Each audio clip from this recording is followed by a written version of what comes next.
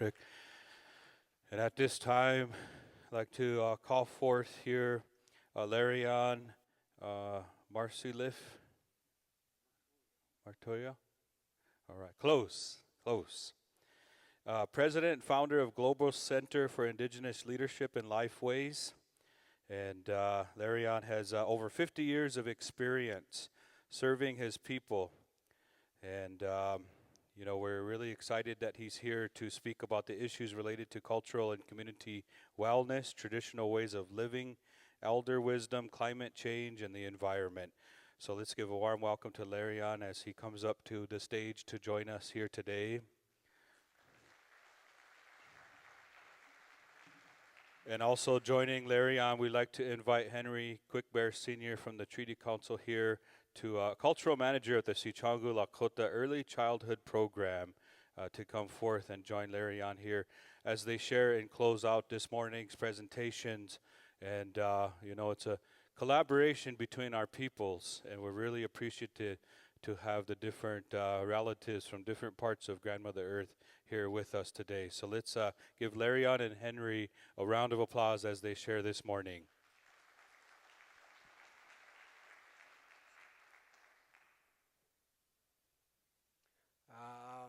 Kelamechamna kelam kasuda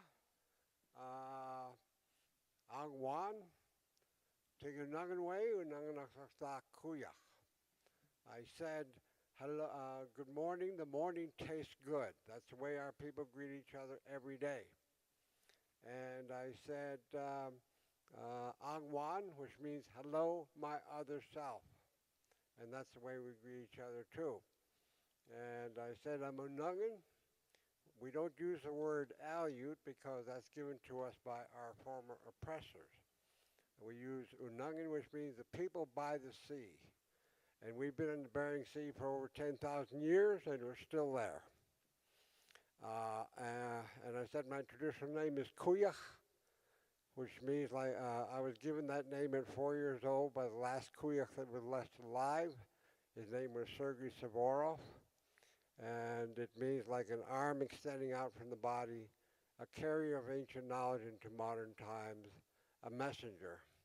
So I've been living that legacy of my name for 50 or more years.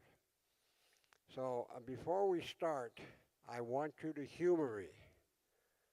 Do we have the video queued up?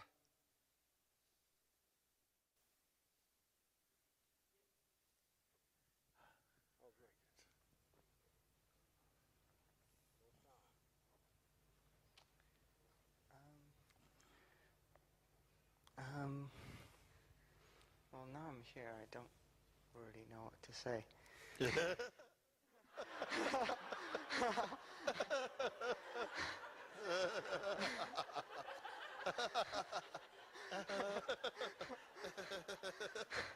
When you came into existence, the first thing you felt, and now I'm here, I don't know what I don't know what to say about it. It's strange.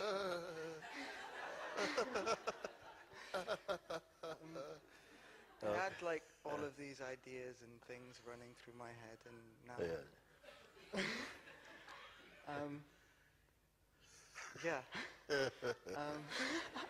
Concentrate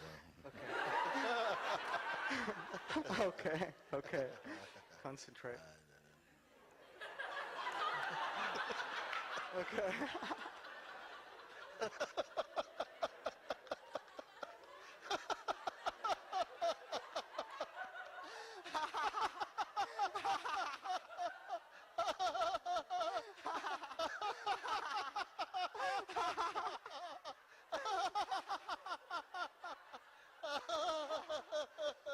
I've never seen anybody concentrate like that.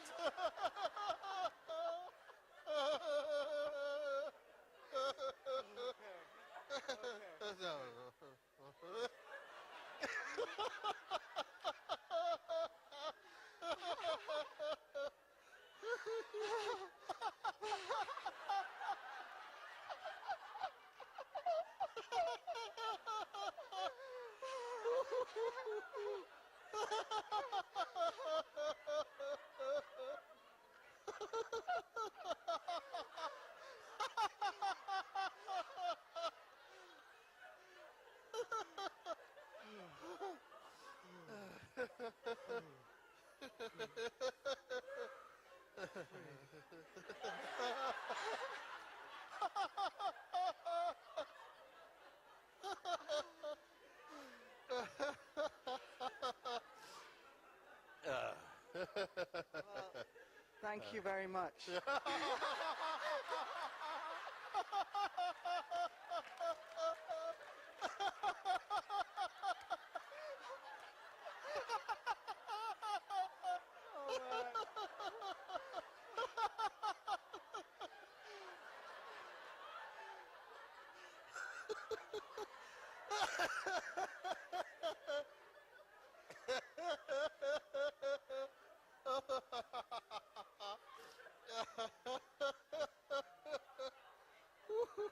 I think I've got a question now. Is that okay?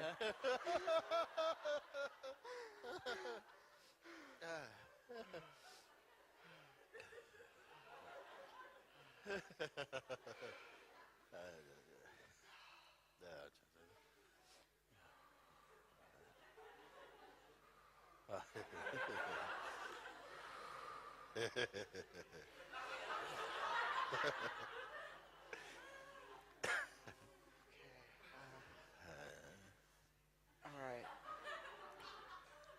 Please, you're going to trigger me again. Yeah, the question was... Am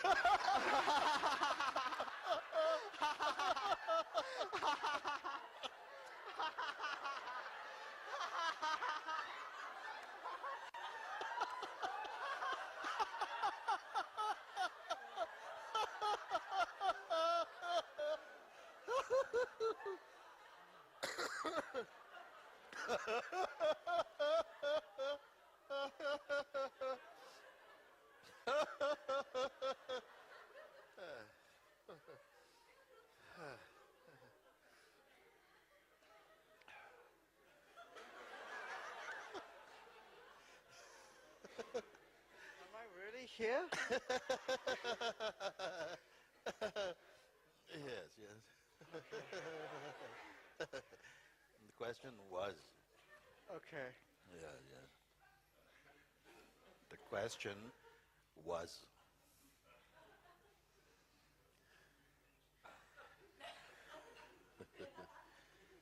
Oh, concentrate.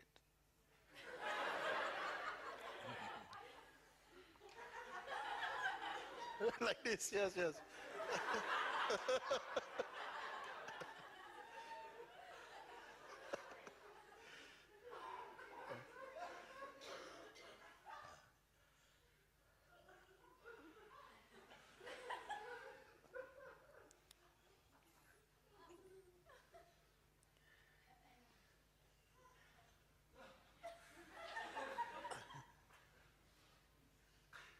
I think I understand.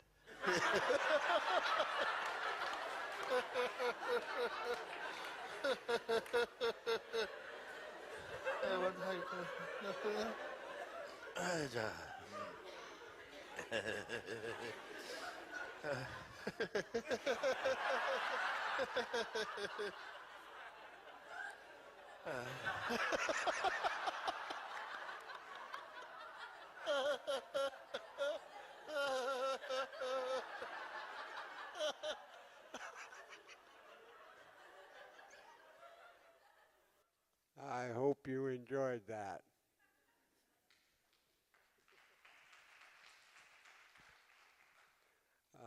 You know, spirit is also about balancing the seriousness with humor.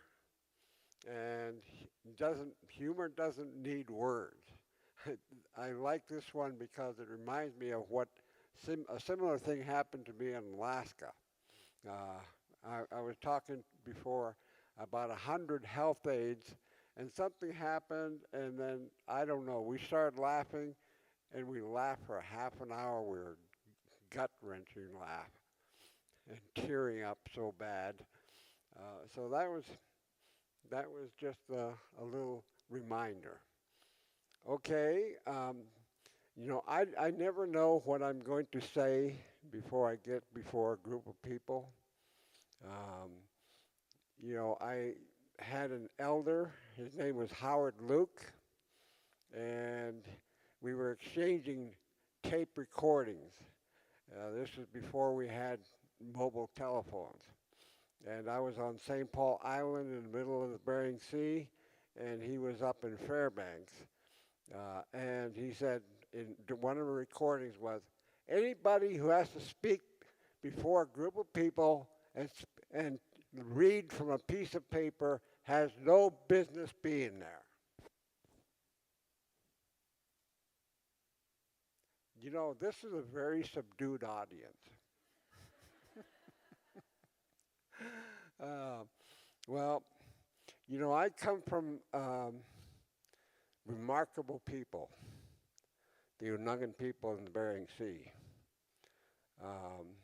We have stories about coming out of Egypt, going to out of Mongolia to Kamchatka, to Siberia, and then to Kamchatka, and across by traditional craft called Ikyak and Uruchtans and Nechalach.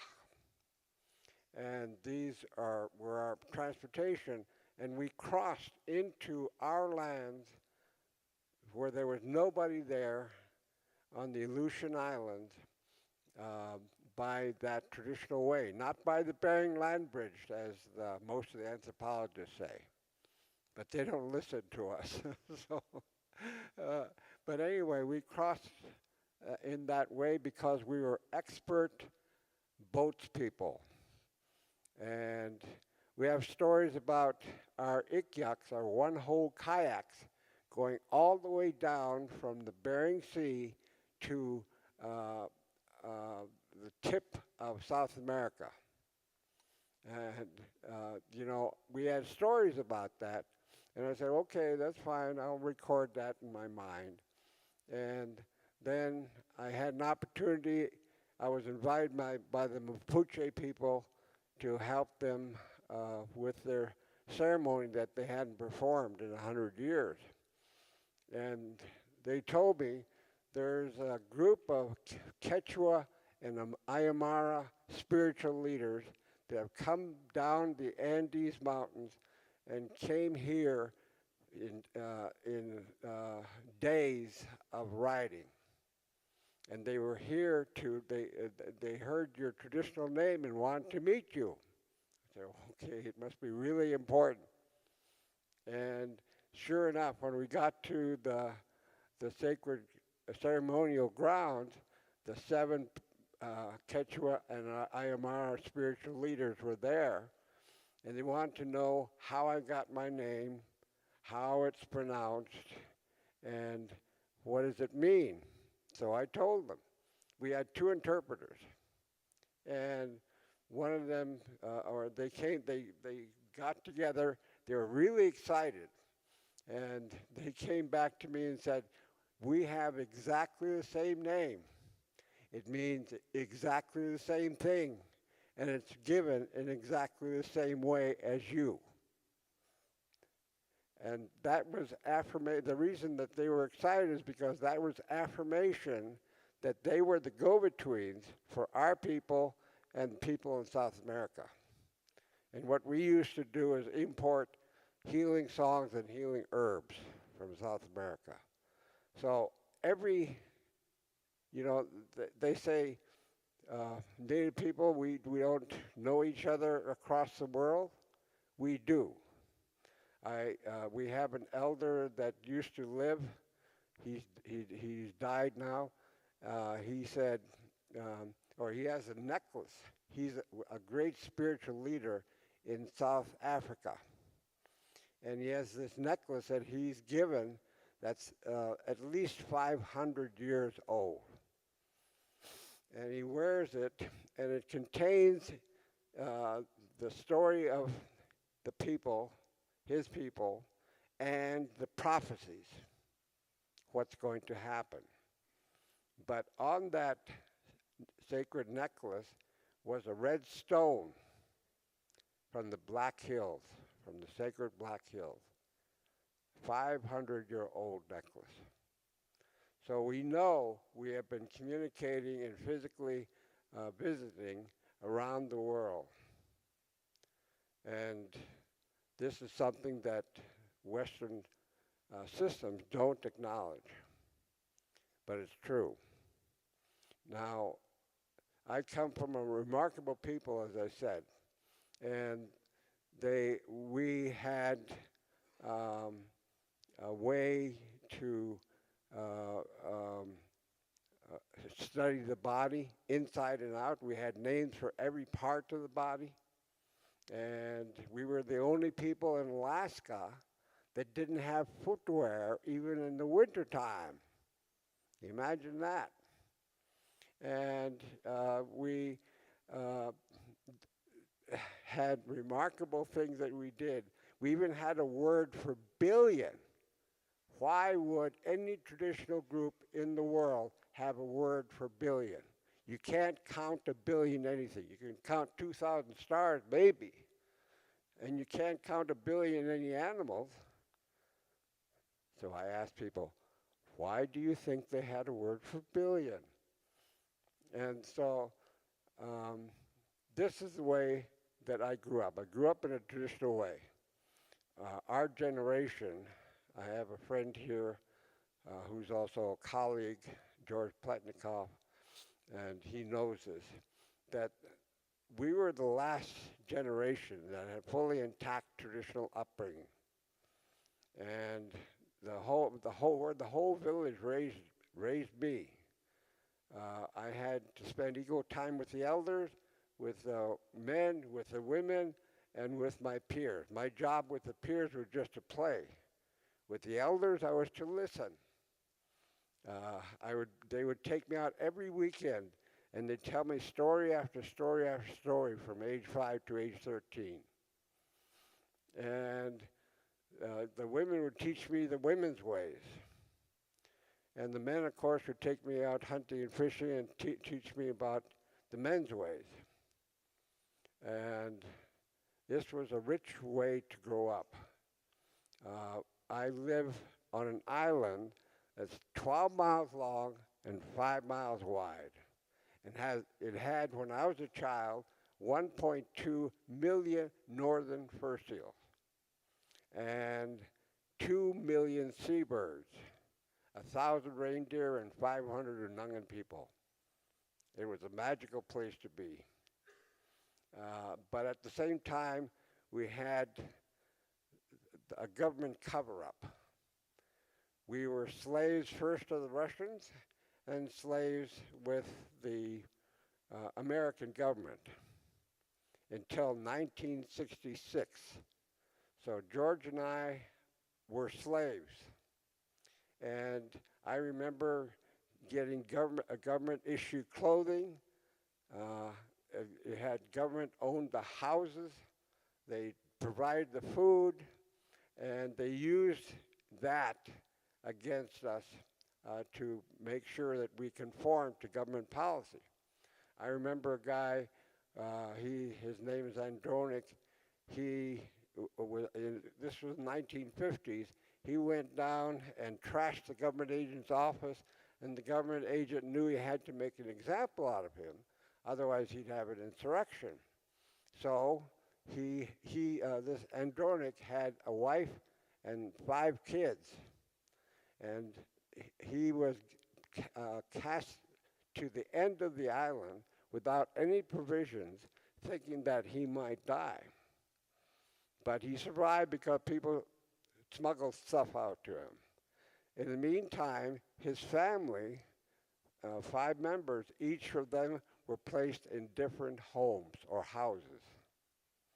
And when he came back, they had no choice. He was still alive.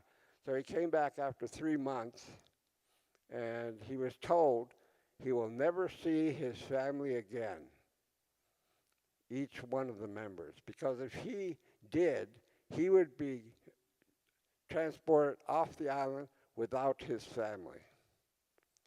And from that moment on, he drank himself into a stupor until he died about what, George, 15 years ago?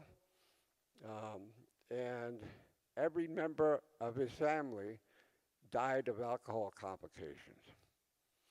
So we had that on top of the beautiful culture that we had. Fortunately, I was grounded in this culture. And we have our original instructions like other people do. And these original instructions gives us laws for living and the natural laws. And every indigenous group around the world was given these original instructions. They were different only in that it was different from the vibration of the land that they're from, their culture, and their language. But other than that, they were identical. And this still exists today. They are still keepers of the original instructions. And this is why Native people or indigenous people have 80% of the biodiversity of the world concentrated on their lands. Look at the Western system. We're not attacking the Western system. We don't criticize. But when you look at the Western system, up in Alaska, I was listening to some elders. Jonathan Solomon, he was from the interior, he's Dene.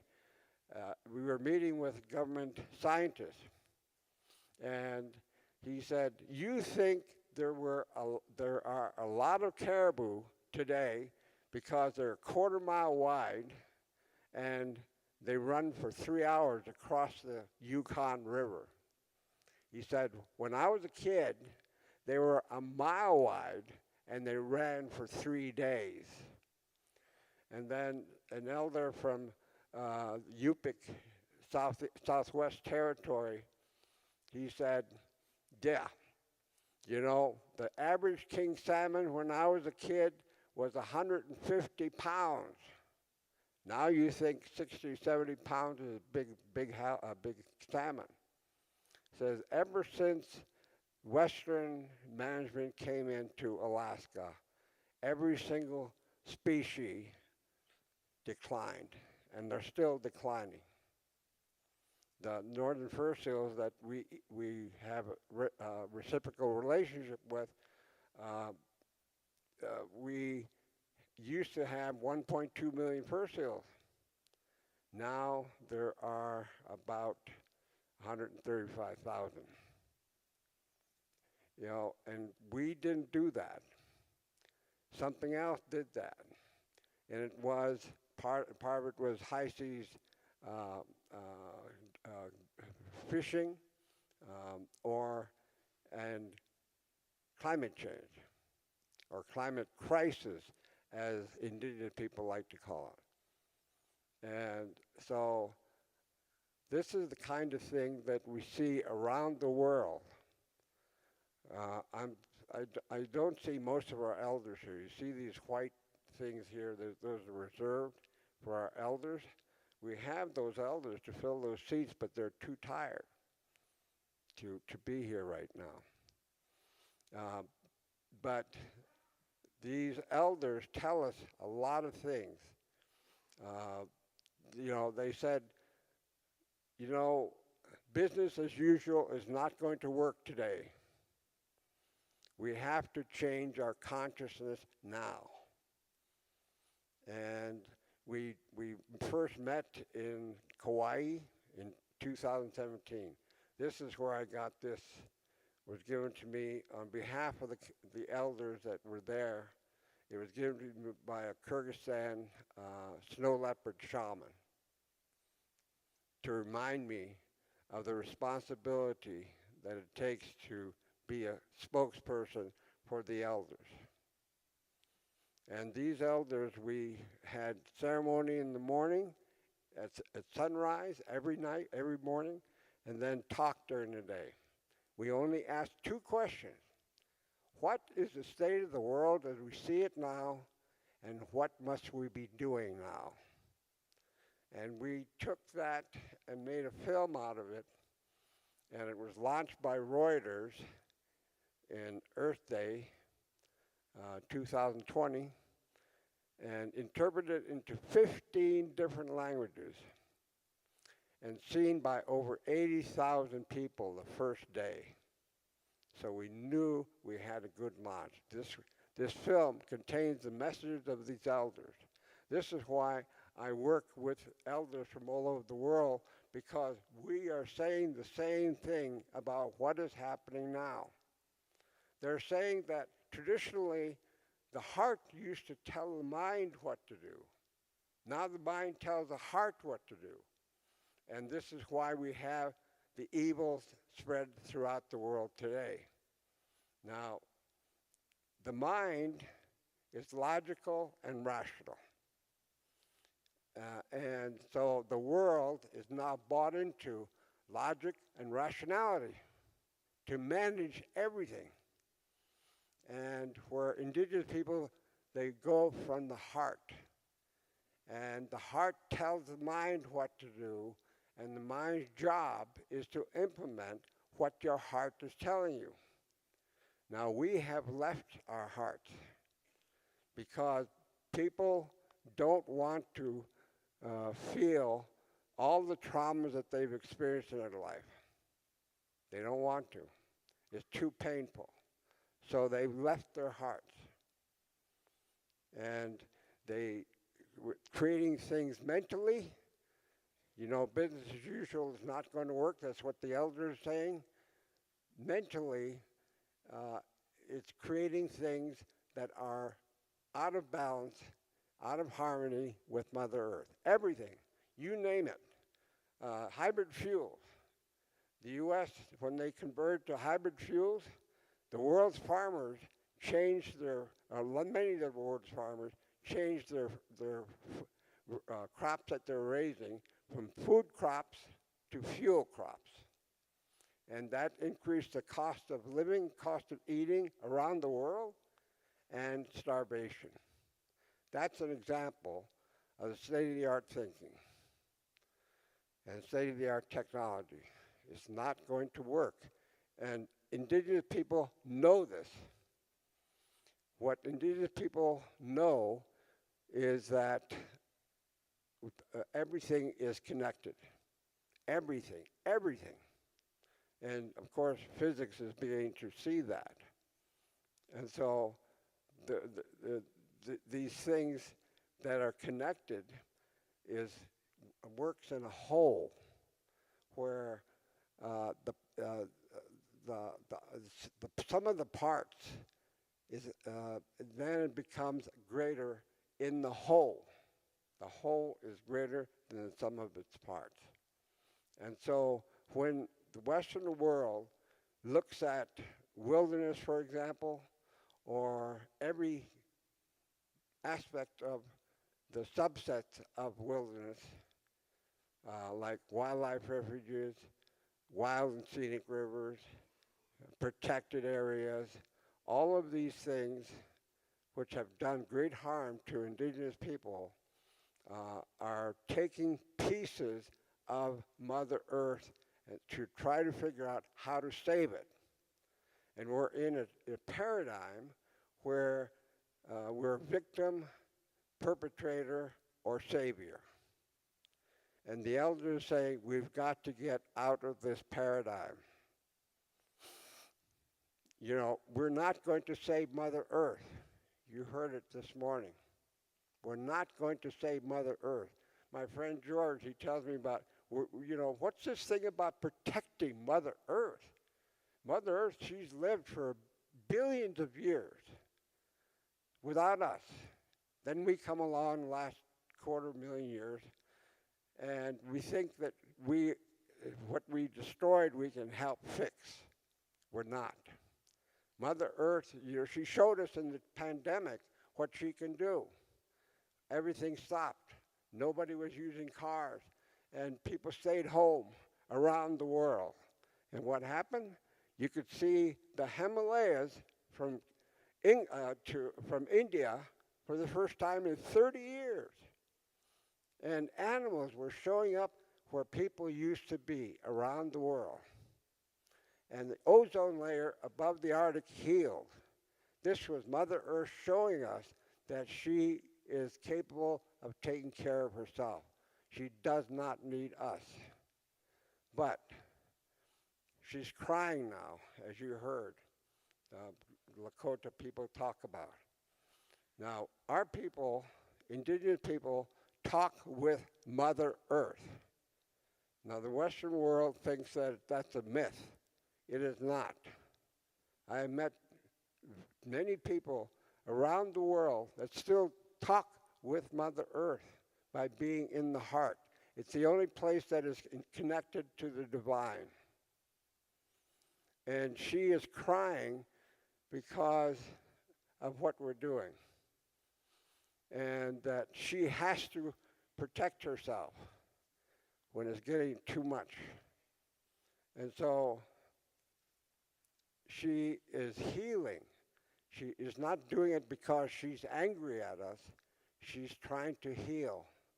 And the way she does that is you see the volcanic activity, the floods, the droughts, all of these things that are happening around the world seem to be getting more intense. Well, the elders tell us we've got 3 years before it really gets intense. And it's going to happen unless we change our consciousness now. And business as usual is not going to work. I don't care, governments, state-of-the-art technology, they're not going to work.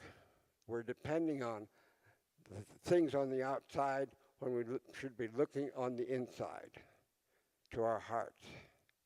And we've got to figure out how to work together because the elders are saying we need everybody in this time. We are all gurus. You're a guru, believe it or not. There's no more singular gurus.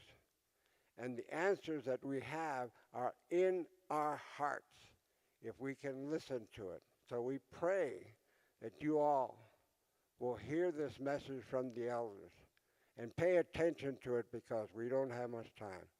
Kakala ko ang anis.